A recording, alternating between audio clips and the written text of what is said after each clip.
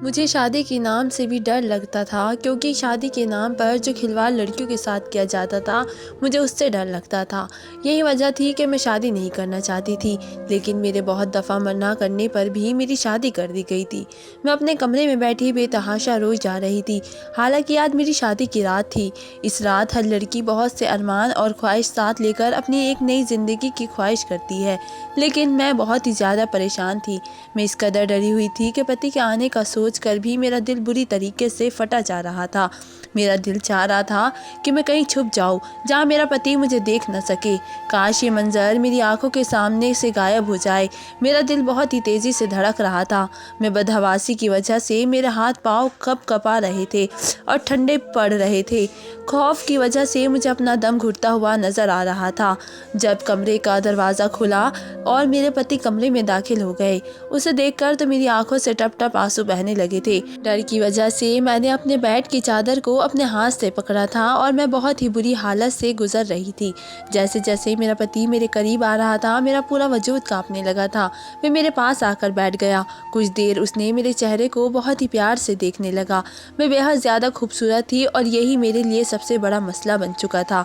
जैसे ही उसने अपना हाथ मेरे हाथ पर रखा तो मुझे इतना ठंडा पाकर मुझसे कहने लगा, क्या बात है रुबीना, तुम इस कदर नर्वस क्यों हो रही हो? अब मैं उसे क्या वजह बताती कि मुझे शादी से डर लगता है। मैंने ना में सर हिला दिया और कहा कि कुछ नहीं हुआ। वह कहने लगा, फिर तुम इस कदर डरी हुई क्यों लग रही हो? मैंने कहा कि मुझे इस रिश्ते से डर लगता है। मेरी बात सुनकर वह हंसने लगा। मेरा हाथ पकड़कर मुझे तसल्ली देने लगा, कहने लगा कि परेशान मत हो। मैंने कहा, मुझे इस बहुत ही ज़्यादा डर लग रहा है। वह कहने लगा कि इसमें डरने की क्या बात है? मैंने कहा कि मुझे डर लगता है, पता नहीं कैसे होगा। वे कहने लगा, देखो ये सब तो सबके साथ होता है। मैंने कहा कि वे क्या? मेरी इस बात को सुनकर उसने मेरे हाथों को थाम कर मुझे तसल्ली दी। उसके बाद वह उठकर खड़ा हो गया था।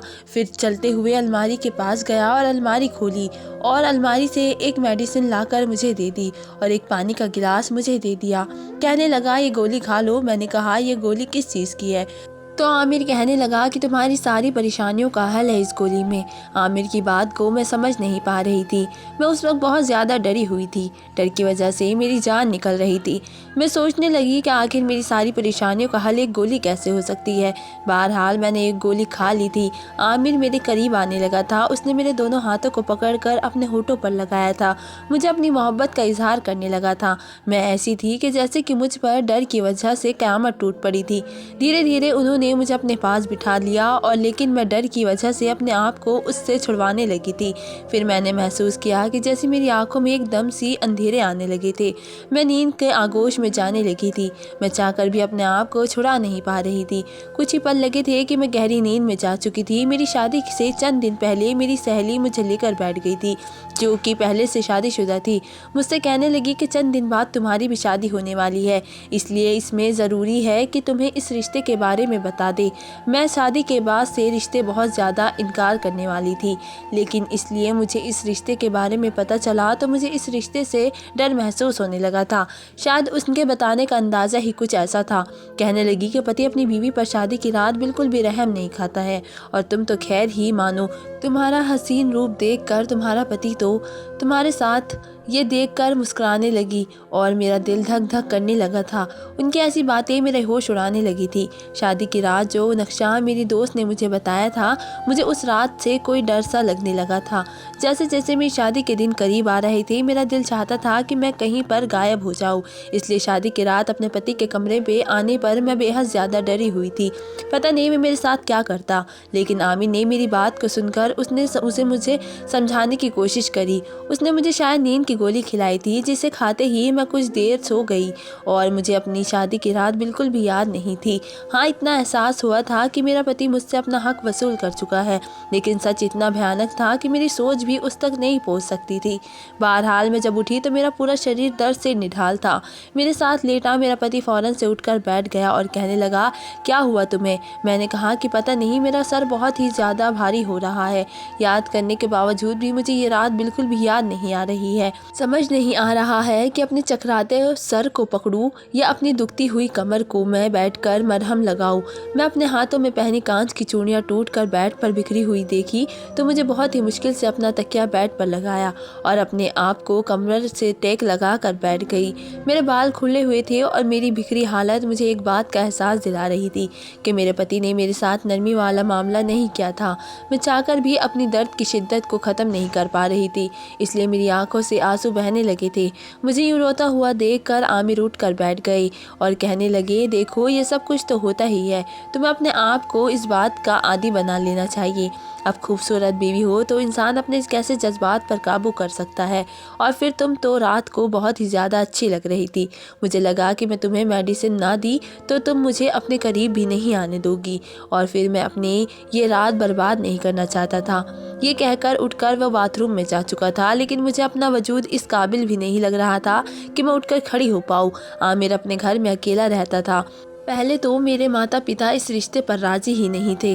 कहने लगे कि अकेला लड़का है, हमें तो ऐसे रिश्ते समझ नहीं आते।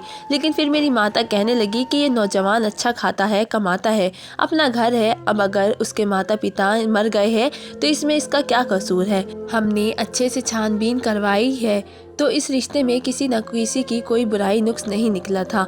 अच्छा है मेरी बेटी पर ससुराल का बोझ नहीं होगा।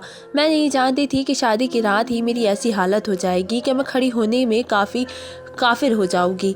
आमिर जब नहा कर बाहर आया तो मुझे कहने लगा, देखो मेरे घर में तुम्हारी खिदमत करने के लिए फ़िलहाल कोई नहीं है, इसलिए घर को संभालना है। मुझे उसकी बात पर एतराज़ ना था, लेकिन मुझे अपना आप उस वक्त इस काबिल ही नहीं लग रही थी कि मैं उठकर नाश्ता बना कर सकूँ।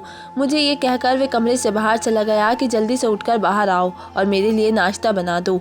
जब मैं बेड से उठकर खड़ी हुई तो मेरी कमर यूँ थी कि टूट जाएगी। मैंने कमर पर हाथ रखा और नहा धोकर कमरे से बाहर निकल आई। आमिर लॉन्च में बैठा था, अपने फ़ोन पर किसी से हंसकर बातें कर रहा था, लेकिन जो बातें वे कर रहा था उसने मुझे शर्म से पानी पानी किया था। वे गुजरी हुई रात के लम्हे न जाने किससे बात कर रहा था। मैं भी बड़े बेकाब अंदाज में फ़ौरन से नज़र ने झुकाए किचन में चली गई। मुश्किल से ही मैंने अपना और आमिर का नाश्ता बनाया था। नाश्ते के दौरान मैंने झिझकते हुए आमिर से ये बात कही थी। मैंने कहा, आमिर मेरी कमर में बेतहाशा दर्द है, इसलिए मैं शायद रात को आपको वक्त ना दे सकूं। आमिर उस वक्त चाय पी रहा था। मेरी बात सुनकर उसने कप होठों के करीब जाते हुए रोक लिया और कहने लगा, देखो मैं तुम्हारे इस तरह के एक्सक्यूज़ेस नहीं सुन सकता। मुझे हर सूरत बहुत ही जल्द औलाद चाहिए, इसलिए मैंने तुमसे शादी की है। उसकी बात सुनकर मेरा दिल बेचैन हो रहा था। मैं नहीं जानती थी कि रात को मेरे साथ क्या हुआ, लेकिन जो हालत मेरी इस वक्त थी, मैं शायद मज़ीद इस बात की उम्मीद न थी। लेकिन आमिर मेरी हर अज़ियत से बेखबर बस अपनी ही मनमानी करना चाहता था। जैसे ही रात हुई मुझे लगा मेरा दिल किसी ने मुट्ठी में ले लिया हो। रात को फिर आमिर ने मुझे एक दूसरी मेडिसिन दी। मैंने कहा मुझे नहीं खानी। कहने लगा ये नींद की दवा नहीं है। मैंने कहा किस चीज़ की है? तो कहने लगा ये जल्द से पेट से हो जाने की दवा है। ये सुनकर मैं कुछ देर उसकी शक्ल देखती रह गई कि आखिर उसे किस बात की जल्दी थी। मेरी शादी को कौन सा 3-4 साल बीत चुके थे। अभी मेरी शादी को 4 दिन भी गुजरे नहीं थे। वे मुझे पेट से होने की मेडिसिन दे रहा था। मैंने कहा कि अभी तो हमारी शादी को 1 महीना भी नहीं गुजरा है। वह कहने लगा कि मैं कुछ नहीं जानता, शायद तुम्हें अंदाज़ा नहीं है कि मुझे कितनी शिद्दत से औलाद की ख्वाहिश है। मैं नहीं चाहता कि मैं और वक्त और साल बर्बाद करूं, यही देखता रहूं कि तुम्हें औलाद हो सकती है या नहीं। और फिर मेडिसिन उसने मेरे मुंह में डालते पानी का गिलास हाथ में थमा दिया। मैंने पानी पीकर दवाई अपने अंदर उतारी, लेकिन मुझे हैरत इसी वक्त हुई जब गुजरती रात वाली गंदगी मेरी आंखों के सामने आने लगी थी। उस वक्त मेरा दिमाग इस काबिल नहीं था कि मैं ये बात सोचती कि अगर ये दूसरी मेडिसिन थी तो मुझे नींद क्यों हो रही थी। मैं गहरी नींद में जा चुकी थी, लेकिन इस बार गहरी नींद और बेहोशी के आलम में भी अपनी चीख मुझे अपने कानों से सुनाई दे रही थी, क्योंकि मेरी कमर में बहुत दर्द उठता रहा था और इतनी शिद्दत की गहरी नींद के बावजूद मैं रो रही थी। इस बार मेरी आँख दर्द की वजह से जल्दी खुल गई। उस वक्त मेरी कमर में इतना दर्द था कि मैं किसी को उठा भी नहीं सकती थी, लेकिन मैंने आमिर को उठा दिया। मैंने कहा मेरी कमर में बहुत तकलीफ़ है, मुझे सहा नहीं जा रहा है, डॉक्टर के पास मुझे ले चलो। लेकिन वो बेजार सूरत बना कर कहने लगा, अभी तो दिन भी नहीं चढ़ा हुआ है, तुम क्यों मेरी नींद को ख़राब कर रही हो? मैं तुम्हें पेन किलर दे देता हूँ, तुम वे खा लो। उसने मुझे एक और और दवाई दी जिसे खाकर मेरा दर्द में बस ज़रा ही फ़र्क हुआ था। इतना कि मैं सो गई। लेकिन जैसे ही सुबह हुई तो दर्द की शिद्दत फिर से बढ़ने लगी थी। अब तो ये रोज़ का मामूल बन गया था। मुसलसल 7-8 दिन में ऐसी तकलीफ़ थी कि 2-4 थी, लेकिन आमिर को तो जैसे मेरी तकलीफ़ का कोई एहसास ही नहीं था। एक दिन मैं ऑफिस से वापस लौटा तो मैंने कहा कि मुझे मायके छोड़ दो। अब मुझे आमिर से दूर रहने का बस यही एक बहाना था। मैं कहने लगा, सवाल ही पैदा नहीं होता। जब तक मेरी औलाद नहीं हो जाती मैं तुम्हें कहीं भी नहीं छोड़ूंगा। मुझे कुछ समझ में नहीं आया कि आखिर उसे औलाद की इतनी जल्दी क्यों है। हर चीज़ अपने वक्त पर ही होती है। औलाद का हो जाना मेरे इख्तियार में तो नहीं है। 8 दिन में मेरा ये हाल हो चुका था कि मैं चल फिर भी नहीं पा रही थी। लेकिन अब तो मेरा टैबलेट खा खा कर दिमाग भी डिस्टर्ब हो चुका था। आमिर से डॉक्टर के पास ले जाने को कहती तो इस बात पर भी वो नहीं मानता था। कहता था कि डॉक्टर भी तुम्हें पेन किलर ही देंगे। लेकिन एक बार जैसे ही मैं घर के बाहर गई, मैं अपनी माँ को बुला लिया। उसके साथ मैं एक लेडी डॉक्टर के पास चली गई। मैंने उनसे कमर दर्द की शिकायत कहा। मेरा हाथ अभी भी अपनी कमर पर था। मैं 8 दिन से मुसलसल ये तकलीफ़ बर्दाश्त कर रही थी। मेरी डॉक्टर ने मुझे जब मेरे चेक किया तो अपने कानों को हाथ लगाने लगी। जो बात मुझे डॉक्टर ने बताई वो सुनकर मैंने सांस लेना भूल गई थी। मैंने ना में सर हिलाया। मैंने कहा, ऐसा नहीं हो सकता, आपको कोई गलतफहमी हुई है। वो कहने लगी, मेरे पास ऐसे बहुत से मरीज़ आते हैं, इसलिए मैं जानती हूँ कि तुम्हारे साथ क्या हुआ है।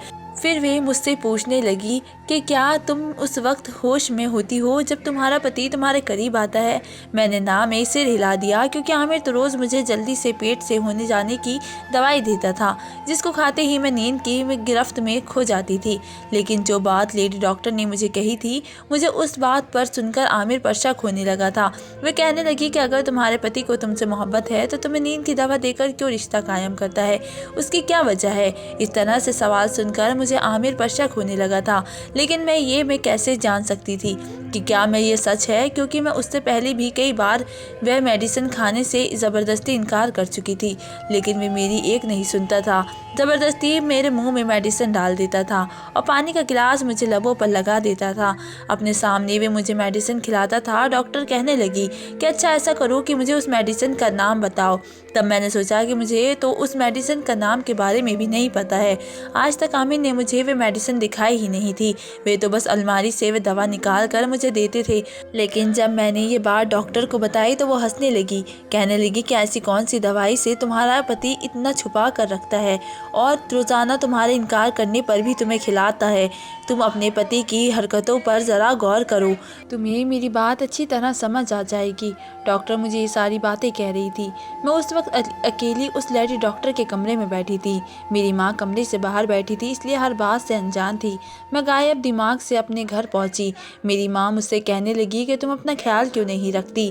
तुम्हारे सर पर तो सास ससुर और नंद की जिम्मेदारी भी नहीं है। तुम्हारा पति भी तुमसे मोहब्बत करता है। 8 दिन में तुमने अपनी क्या हालत बना ली है। तुम्हारी रंगत भी बिल्कुल पीली पड़ चुकी है। अब मैं अपनी अम्मी को क्या बताती कि मैं किसी बड़ी मुसीबत में फंस चुकी हूँ।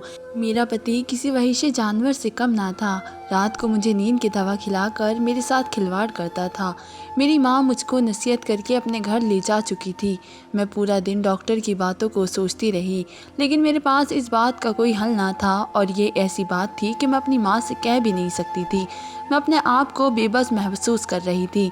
मेरा जी चाह रहा था कि मैं अपनी माँ के साथ उनके घर चली जाऊँ, लेकिन मेरी माँ मुझे कभी भी मेरे अपने पति की इजाज़त के बगैर अपने घर लेकर नहीं जाती। मैं समझ नहीं पा रही थी कि आखिर मैं क्या करूँ, क्या ना करूँ। फिर मेरे दिमाग में आया कि अलमारी खोल कर देखती हूँ कि आखिर आमिर मुझे कौन सी मेडिसिन खिलाते हैं। मैं फ़ौरन से उठकर खड़ी हो गई, धीरे धीरे से चलती हुई कमरे में आई और आमिर की अलमारी खोली। सामने ही उसके कपड़े पड़े हुए थे। मैंने एक एक जोड़ा उठा कर देखा, लेकिन मुझे वे मेडिसिन कहीं नहीं मिली।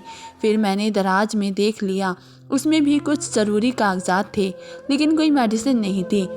लेकिन जब मैंने नीचे ड्रॉर खोली तो वो लॉक था। मैं समझ गई थी कि वह दवाई आमिर ने इस लॉकर में रखी है। रात को जब आमिर वापस आया तो उसने खाना दे दिया, लेकिन मेरी भूख तो जैसे उड़ चुकी थी। मैंने खाना नहीं खाया था। रात को सोते वक्त मैंने दूध पी लिया। उससे पहले कि आमिर कमरे में आते मैं फ़ौरन से बेड पर जाकर लेट गई थी और अपनी आंखें बंद कर ली ताकि आमिर को लगे कि मैं सो चुकी हूँ। हो सकता है मुझे सोया हुआ देखकर मुझे मेडिसिन न खिलाए। मैं ये देखना चाहती थी आखिर आमिर रात को मेरे साथ क्या करता है। कुछ ही देर बाद आमिर कमरे में आया। मुझे बेड पर सोता देखकर करीब आया, बाजू से मुझे हिलाकर उठाने लगा, कहने लगा उठकर बैठो। मैंने आंखें खोली तो आमिर माथे पर तेवरी चढ़ा के मुझे देख रहा था। मैंने कहा कि आमिर मुझे नींद आ रही है, मैं सोना चाहती हूँ, मेरी कमर में बहुत दर्द है। मेरी बात सुनकर आमिर कहने लगा ये बहाने तुम मेरे सामने मत लगाओ, मैं तुम्हें पहले भी कह चुका हूँ मुझे हर कीमत पर औलाद चाहिए। चलो उठो मेडिसिन खाओ।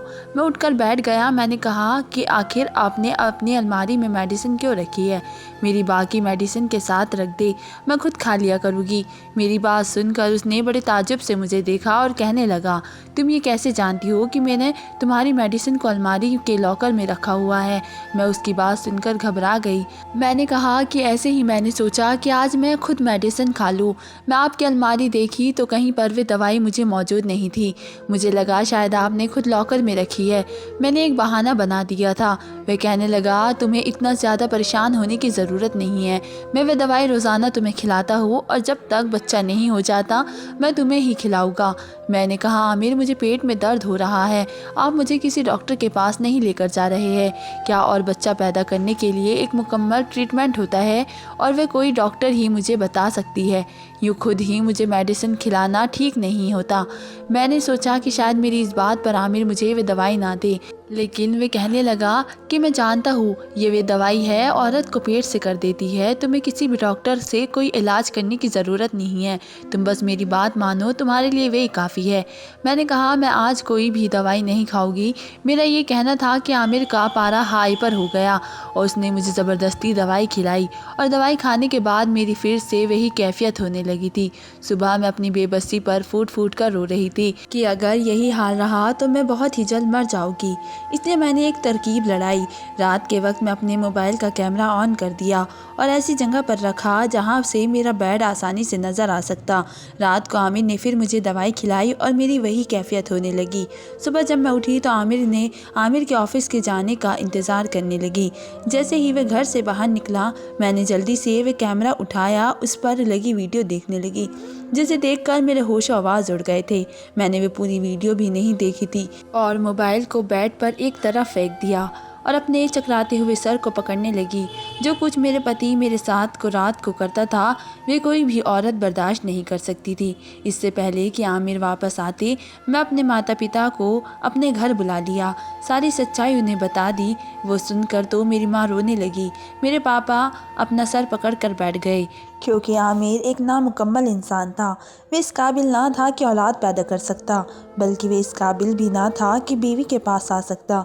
मुझे ये सब रोज़ ज़माने के लिए और ये साबित करने के लिए कि वे एक मुकम्मल मर्द था और वे रात गुजारने के लिए अपने दोस्तों को मेरे कमरे में भेज देता था जो मेरे साथ गंदा काम करते थे। मेरे माता पिता ने आमिर पर केस कर दिया, मुझे तलाक भी दिला दी। आमिर की जांच पड़ताल की तो मालूम हुआ कि उसकी पहले भी शादी हो चुकी है और उसकी बीवी ने उसे इसी बात पर तलाक ली है। वे एक नामर्द है और औलाद पैदा करने के काबिल नहीं है। शायद अपनी इस अना को छिपाने के लिए और वो अपनी बीवी को ये साबित करने के लिए कि वह औलाद पैदा कर सकता है, तो उसने मेरे साथ बहुत ही बड़ा जुल्म किया, मेरी ज़िंदगी को जहन्नुम बना कर रख दिया। जब मैंने लेडी डॉक्टर के पास गई तो उसने मुझे यही कहा था कि तुम्हारे साथ रेप हो रहा है, करने वाला एक से ज़्यादा लोग हैं। उसी वक्त ये भी सुनकर मैं हैरान रह गई थी कि काश ये बात झूठ हो, लेकिन आमिर मुझे बेहोश करने के लिए नींद की दवाई देता था जिससे कि ये मेरे साथ घटिया खेल खेल सके और अपनी आन को तस्कीन पहुंच सके। अपनी पहली बीवी पर यह जताने के लिए वे एक मुकम्मल मर्द है और उसने मेरी ज़िंदगी बर्बाद करके रख दी है।